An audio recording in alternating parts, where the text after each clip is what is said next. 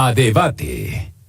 Como es habitual a esta hora en Mega Noticias, vámonos a debate con, y le doy la bienvenida a Juan Ortiz, director de Lupa Legislativa, y Ernesto Guerra, analista político. Juan, Ernesto, ¿cómo están? Gusto en saludarlos.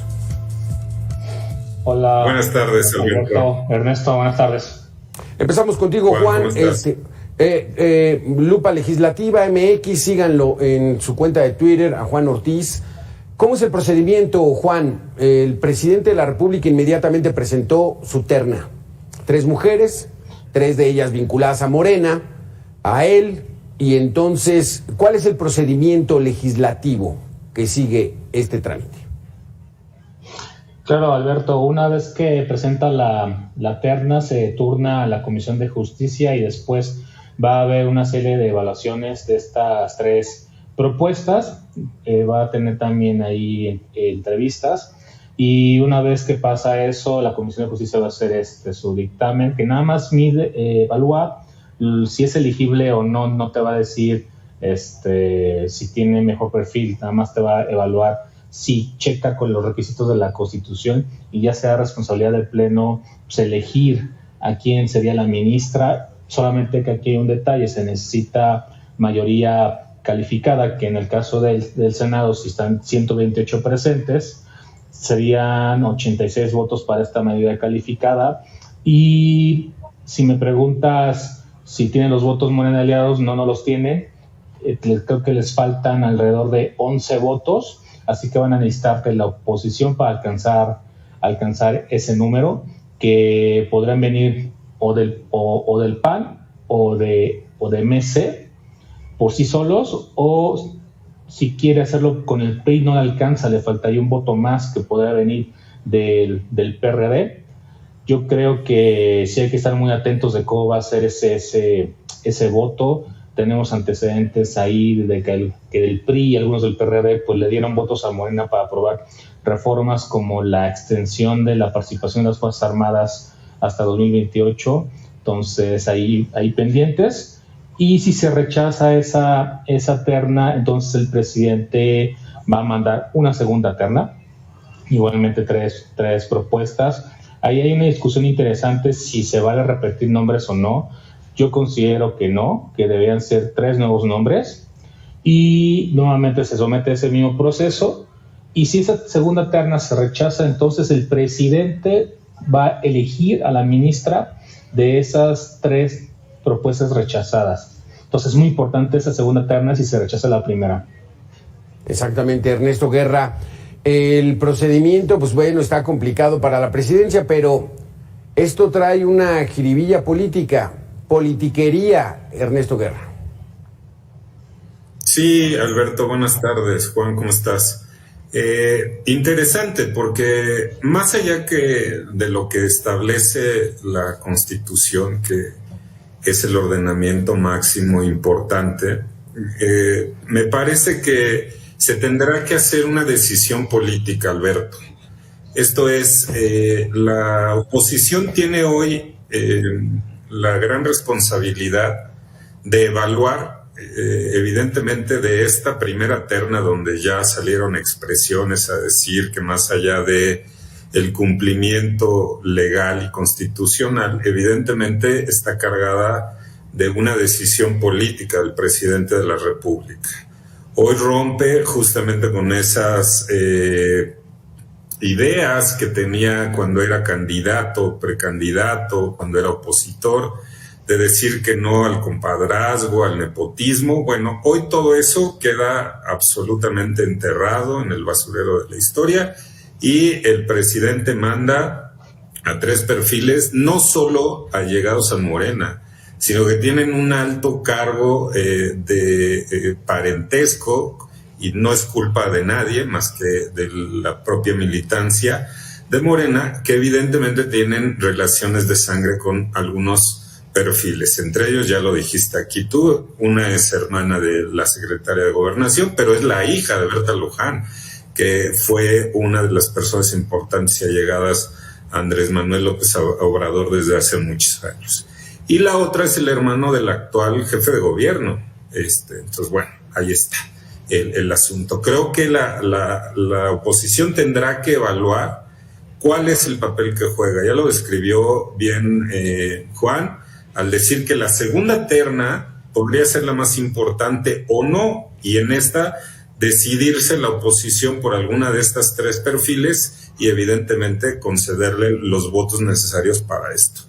La discusión importante, si en la segunda terna tendrá que mandar nuevos nombres, ha sido interesante. Yo también coincido que tendrá que ser una nueva terna si no alcanza la mayoría calificada esta primera, y de ahí, bueno, evidentemente será interesante ver qué propone y a quiénes propone. Sí. Estas tres personas, tres perfiles, Alberto, evidentemente ninguna tiene la característica, cumple evidentemente los requisitos constitucionales señalados ahí, que no son muy difíciles, pero la parte importante de preferentemente haber impartido, estado en este tipo, pues no han sido juezas, no han generado ningún cargo, pero también lo cierto es que ya ha habido precedentes de ministros y ministras que se han nombrado años atrás que no cumplen en esta parte, porque la Constitución dice preferentemente ser una persona con probidad y haber ejercido este cargo, digamos, de impartición de justicia. Porque el caso más reciente es Loretta Ortiz, Juana Ortiz, porque ella formaba parte del Consejo de la Judicatura, pero también no tenía como que esa experiencia. No es requisito, aquí sí hay que apuntarlo, no es requisito, pero ya salieron abogados diciendo, pues el cargo de ministro tiene que ser para alguien con experiencia, Juan, en la impartición de la justicia.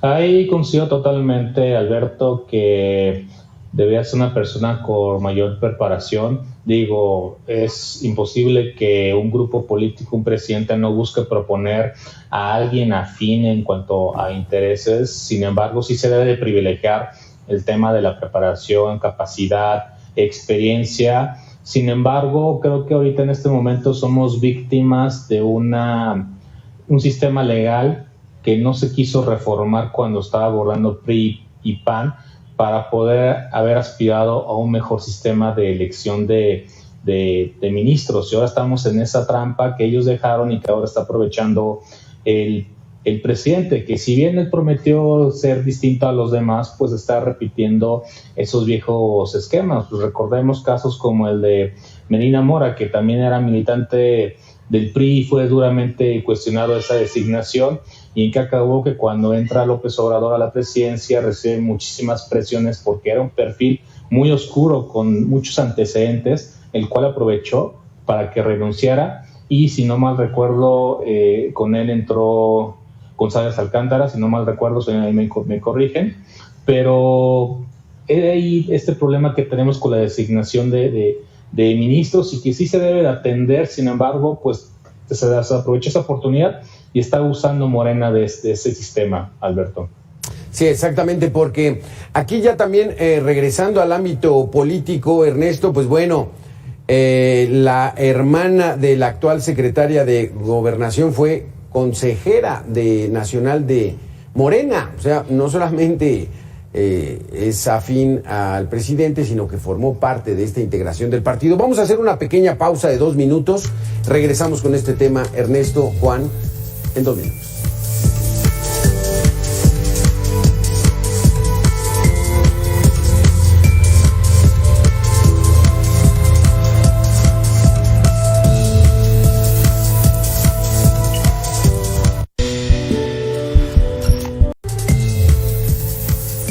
En la discusión para avalar o no la renuncia de Arturo Saldívar como ministro de la Corte, la oposición exigió que también renuncie a la jugosa pensión que reciben los ministros en retiro.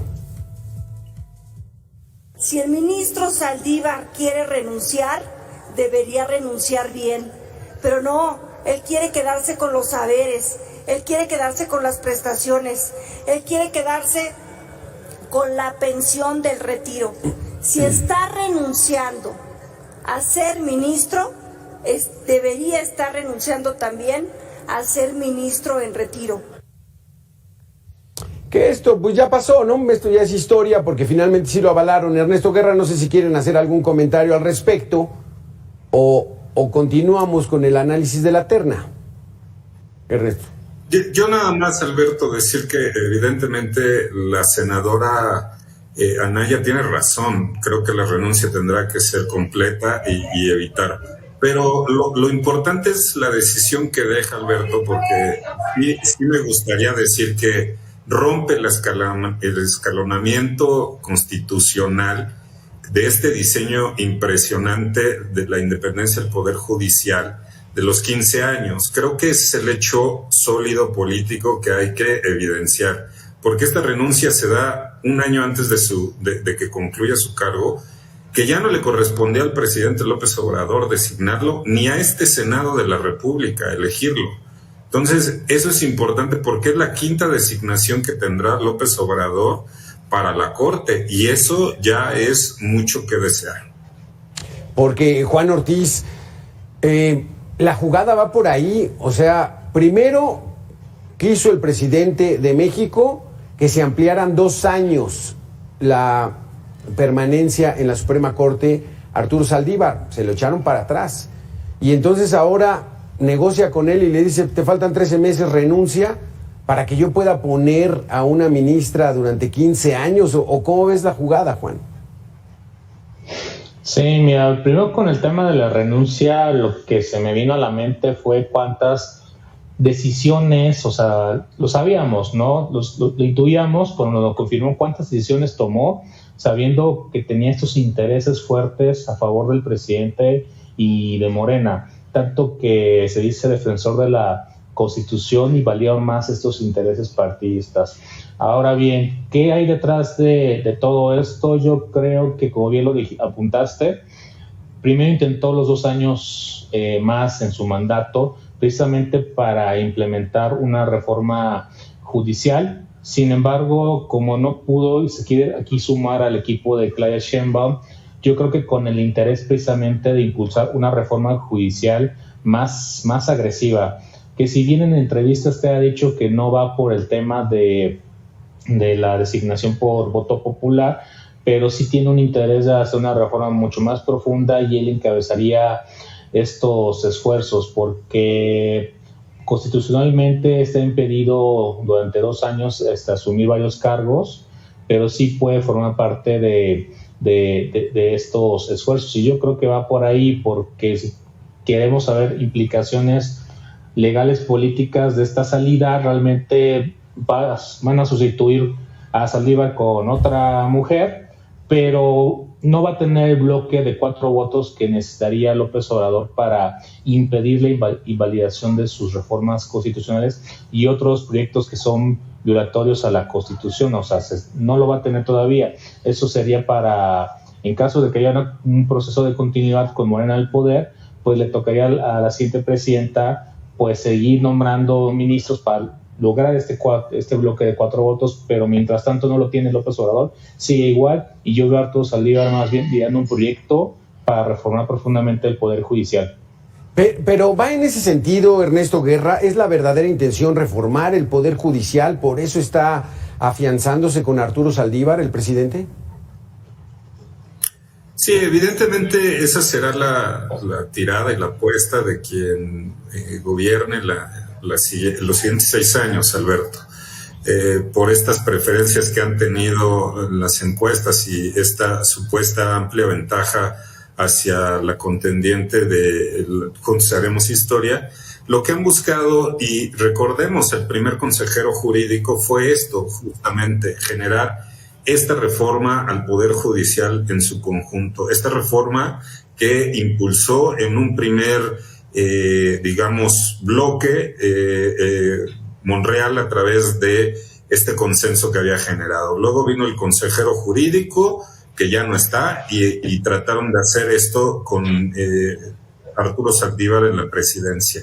Sí es la intención, sí hay necesidad de una reforma, eso lo hemos dicho aquí en tu programa varias ocasiones, pero hay que saberla y generar y hacer que salga de consenso y que tenga una amplia reforma al poder de impartición de justicia en nuestro país. Creo que esa es la apuesta final y eso es lo que se tendría que generar. Ni todo ha sido malo, como han dicho en esta narrativa, ni tampoco todo ha sido miel sobre hojuelas. El Poder Judicial siempre es perfectible, siempre será mejorable, pero en condiciones evidentemente de consenso y no desde la cúpula del poder político, Alberto. Eso es importante decirlo. Esta reforma es necesaria, pero tendrá que ser necesaria con consenso. Porque también lo que estaría buscando es facilitar las reformas, como tú dices, Juan Ortiz. Periodistas latinoamericanos han reseñado que el Foro de Sao Paulo establece el tomar las instituciones, y una de ellas el Poder Judicial, para facilitar todas esas reformas que les permita mantener un sistema que ellos quieren. Sí, la verdad es que como tú dices, Alberto, lamentablemente siendo un proyecto de transformación, no buscan realmente que el Poder Judicial permita servir mejor a la sociedad, no buscan que tengan un acceso a la justicia más pronta y expedita. Eso es lo lamentable. O sea, lo que están buscando es un Poder Judicial sumiso, que no le estorbe al poder presidencial, al poder político, porque realmente tenemos muchas necesidades. Creo que también ya lo platicamos aquí en este espacio, los altos niveles de impunidad, o sea, de los delitos que se denuncian, si se denuncian, 2 de cada 100 se van a terminar con una sentencia condenatoria, y el resto ahí perdidos en el tiempo, y las víctimas sin acceder a la justicia, ¿no? Necesitamos urgentemente transformar nuestro sistema de impartición de justicia en el que se involucre el Poder Judicial, la Fiscalía, los policías, pero el único interés de este partido y del presidente y también de la posible presidenta es que el Poder Judicial no les estorbe, ¿no? ¿Y dónde quedan los demás? ¿Dónde quedan las víctimas? ¿Dónde quedan esas personas que sufren algún delito? Porque quieren eso, no quieren que ya no les estorbe sus proyectos que pueden ser violatorios a la Constitución, Alberto. Porque hasta ahorita la Corte, como está y como la vivió el presidente de la República, pues le batearon la reforma energética, donde quería concentrar todo a Pemex y a la CFE y que la inversión privada prácticamente no existiera. La militarización de la seguridad pública también se la batearon, Ernesto.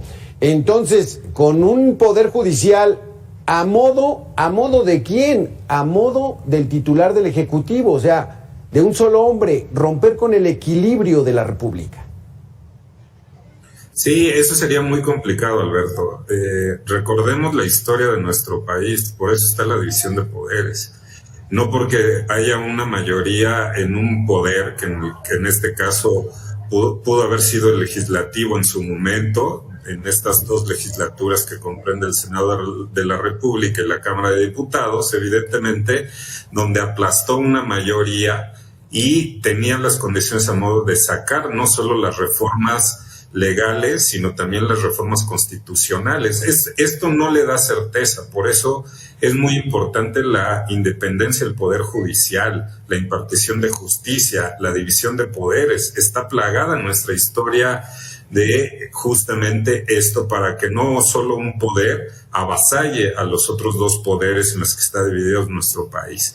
Sin embargo, recordemos también que durante esta lógica y narrativa que ha habido en este gobierno es justamente la elección de las y los ministros de la Suprema Corte de Justicia, ¿no? Otra de las grandes aberraciones y narrativa de este gobierno, porque imagínense ustedes que pudieran poner elección justo a cualquiera de estas integrantes de esta terna, por ejemplo, en una elección a modo donde no hay justo esta independencia en la impartición de justicia. Afortunadamente eso no ha pasado, espero que no pase durante muchos años y siga conservando la división de poderes que tenemos. Sí es necesaria una reforma, pero no desde el poder político como quisieron hacer el plan A, el plan B y el plan C de la reforma electoral. Tampoco desde la imposición del poder político para un solo grupo o una sola persona que pueda decir quién puede ser los integrantes de la Suprema Corte de Justicia, Alberto.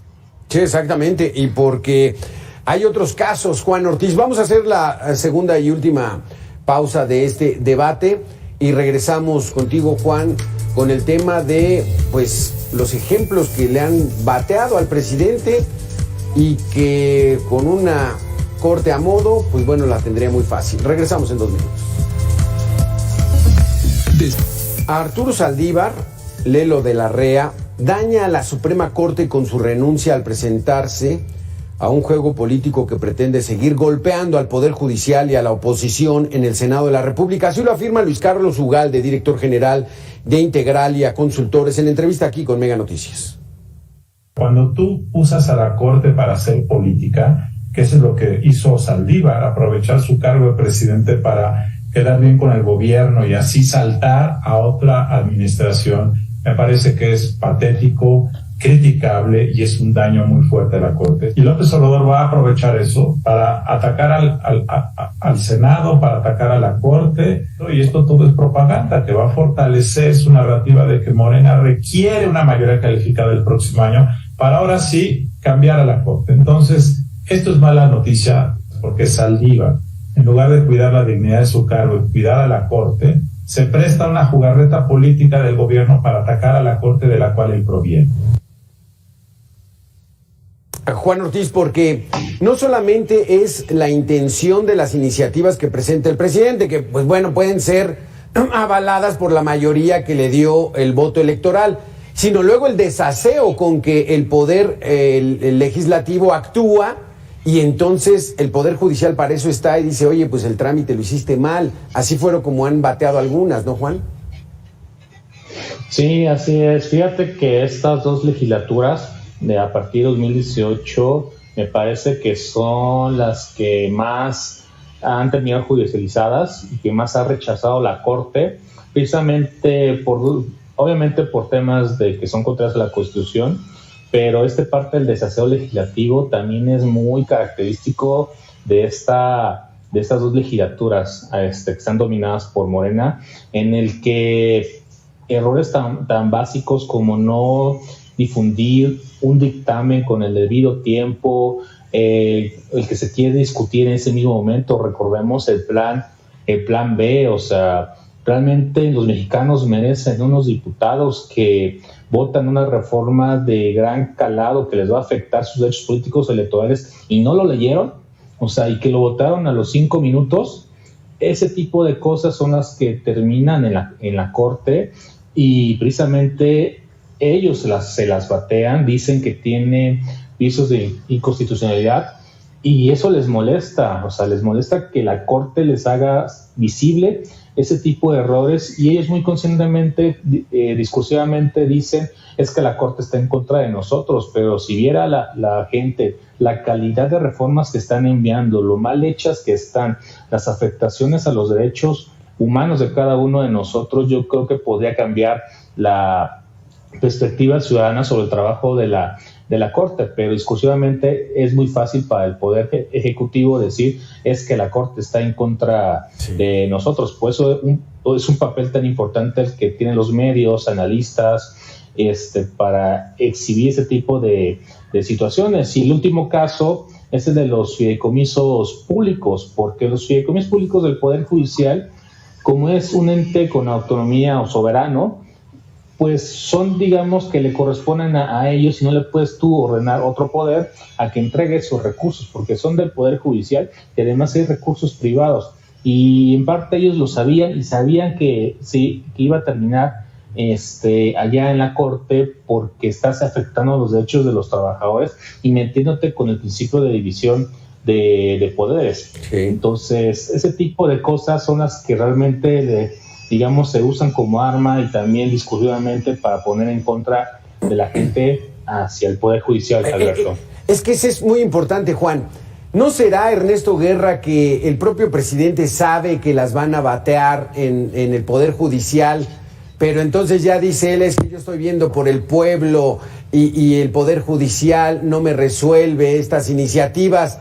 ¿No es politiquería electoral? Sí, desde luego. O sea, hay dos grandes rubros.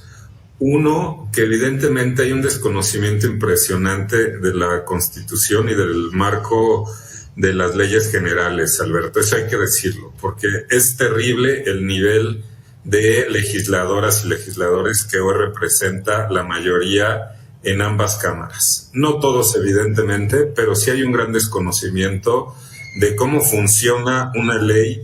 Y una ley, cuando quieres modificarla y va en contra de la Constitución, pues ya de entrada se sabe que es inconstitucional, punto, para decirlo. Ya lo dijo bien Juan, todas las burradas que se generan en el procedimiento legislativo, que esas pueden ser las menores y no. La Corte desde hace 10 años ha generado jurisprudencia y una serie de criterios muy importantes donde no importa que haya mayorías dentro de un poder, en este caso el legislativo, que no respeten a las minorías, no porque haya sido votado, y esa es la narrativa de Andrés Manuel López Obrador y de el partido en el gobierno, que lo respaldan 30 millones de votos. Eso está bien, en democracia es muy bueno y muy válido, pero no porque tengas 30 millones de votos, tú puedes aplastar la Constitución política y lo que contiene la Constitución política. Esto es lo que le ha dicho la Corte: mejora tu manera de hacer dictámenes, de iniciativas, de aprobación.